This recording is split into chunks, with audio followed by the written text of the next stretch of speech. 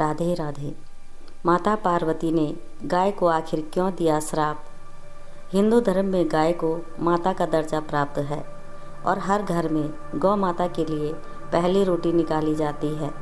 संसार में इनका जन्म मानव जाति के कल्याण के लिए हुआ है। पुराणों के अनुसार 33 करोड़ देवी देवता हैं, जो कि गाय में ये सभी देवी देवता निवास करते हैं। फिर ऐसा क्या हुआ कि माँ पार्वती ने इन्हें श्राप दिया? चलिए आपको बताते हैं। आपको बता दें कि एक बार जब शिव और पार्वती समुद्र के किनारे विहार करने गए तो शिव जी के मन में शरारत करने की सूझी। उन्होंने पार्वती से कहा, हे देवी, मुझे अचानक आवश्यक काम से जाना पड़ रहा है। मैं कार्य पूरा करके अभी आता हूँ, तब तक आप मेरी यही प्रतीक्षा करें। दरअसल शिव माता पार्वती को परेशान करना चाहते थे। शिव जी की बात मानकर देवी पार्वती अकेले ही तट पर बैठकर उनकी प्रतीक्षा करने लगी। इसी तरह शाम हो गई और उस दिन तीज की तिथि थी। जब रात तक शिव जी न लौटे तो माता पार्वती ने तट पर ही रेत के शिवलिंग का निर्माण किया और आसपास उपलब्ध पूजन सामग्री से रात भर शिव जी का निर्जला निराहार व्रत संपूर्ण किया। शिव जी सूक्ष्म रूप से वहीं उपस्थित थे और हर गतिविधि के साक्षी थे।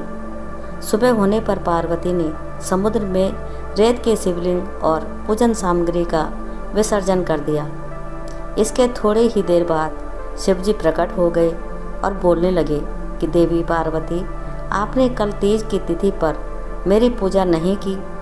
पार्वती जी ने कहा कि मैंने पूजा की है और अभी सामग्री विसर्जित की है। शिव जी अभी भी पार्वती के साथ और ठिठोली करना चाहते थे। उन्होंने कहा कि पार्वती, मुझे तो पूजा का कोई चिन्ह दिखाई नहीं दे रहा है। अगर आपने पूजा की है तो प्रमाण दीजिए।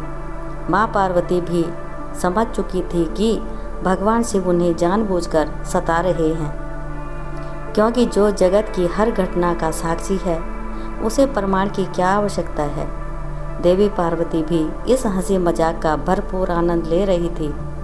शिव जी की बात सुनकर माता पार्वती ने आसपास देखा। उन्हें एक गाय खड़ी दिखाई दी। उन्होंने शिव जी से कहा कि ये गाय मेरी साक्षी है। जब मैं पूजा कर रही थी ये गाय यहाँ उपस्थित थी।